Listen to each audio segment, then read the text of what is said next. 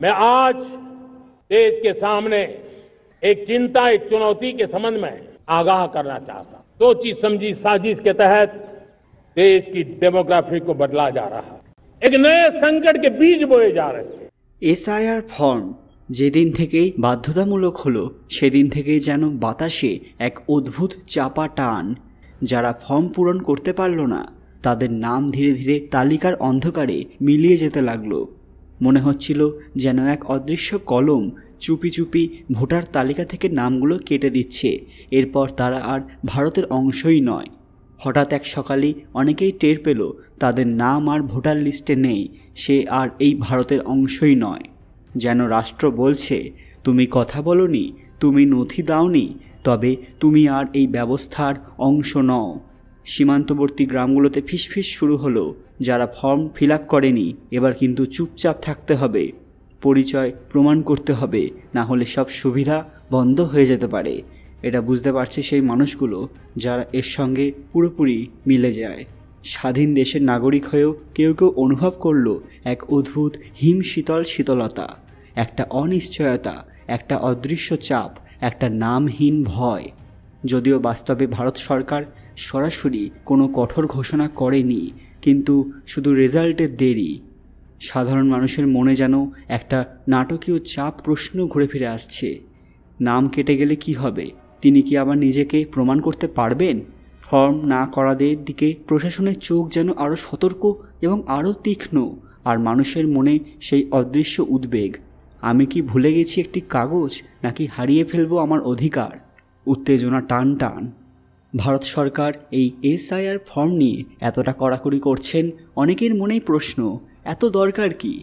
এর মূল উদ্দেশ্য কিন্তু একটাই, ভোটার তালিকাকে সম্পূর্ণ নির্ভুল এবং সন্দেহমুক্ত করা। সরকারের মনে হচ্ছে দেশে বহু জায়গায় পুরনো, ভুল বা ডুপ্লিকেট ভোটার রয়েছে, বিশেষ করে সীমান্তবর্তী এলাকায়। তাই তারা চায় যে কে সত্যিই ভারতের নাগরিক আর কে শুধু তালিকায় নাম রেখে আছে, ভুল ভোট দিচ্ছে, এই পার্থক্য স্পষ্ট হোক। এর পেছনে আরও বড় তিনটি উদ্দেশ্য আছে। ভোটার তালিকা পরিষ্কার করা, যাতে ঘোস্ট বা ভুতুড়ে বা অযাচাইকৃত নাম না থাকে। নিরাপত্তা বাড়ানো, কারণ ইতিমধ্যেই আপনাদের বেশ কিছু ভিডিওতে বলেছি যে ইন্ডিয়া বাংলাদেশ সহ বেশ কিছু বর্ডারে কিভাবে বিভিন্ন মানুষ ভারতে অনুপ্রবেশ চালাচ্ছে। তাই সীমান্ত সংলগ্ন এলাকায় পরিচয় যাচাই করা তাদের কাছে অত্যন্ত গুরুত্বপূর্ণ। পাশাপাশি নির্বাচনকে অচলনীয় করা, অর্থাৎ ভুল ভোট, ভুয়ো পরিচয় বা প্রভাবিত ভোটিং ঠেকানো। অর্থাৎ বোঝাই যাচ্ছে যে ভারত সরকার একটি মিশনে নেমেছে এবং এর মূল উদ্দেশ্য নির্বাচন পরিচ্ছন্ন হোক আর নাগরিকত্ব যাচাই নিয়ে কোনো সন্দেহ যেন না থাকে। এই এসআইআর ফুল ফর্ম অনেকে জানেন না। এর ফুল ফর্মটা বলে রাখি, স্পেশাল ইন্টেনসিভ রিভিশন। এই ফর্ম পূরণের বাধ্যকতামূলক আসলে বর্তমানে এক বড় পরিবেশের সৃষ্টি করেছে। সরকারের ইলেকশন কমিশন অফ ইন্ডিয়ার পক্ষ থেকে এর কারণ ব্যাখ্যা হিসেবে এমন কিছু বিবৃতি পাওয়া যাচ্ছে যেখানে বলা হচ্ছে এই নির্বাচন ব্যবস্থা আরও স্বচ্ছ এবং নির্ভুল করার জন্য। এটা কিন্তু সাধারণ মানুষকে ভয় পাওয়ানোর জন্য নয়, বরং তাদের মনে ভয় সৃষ্টি করা যারা বেআইনিভাবে এই দেশে বসবাস করছেন এবং বিভিন্ন জায়গায় বিভিন্ন রকম সমস্যার সৃষ্টি করছেন, যা আমরা ইতিমধ্যে এই বেশ কয়েকদিনে দেখতে পাচ্ছি। বন্ধুরা, আজকের ভিডিওটি ভালো লাগলে অবশ্যই লাইক করবেন এবং আপনি যদি সঠিকভাবে এসআইআর ফর্ম ফিল আপ করে থাকেন তাহলে ভয়ের কোনো কারণ নেই, আপনাদের দেশ আপনাদেরই থাকবে।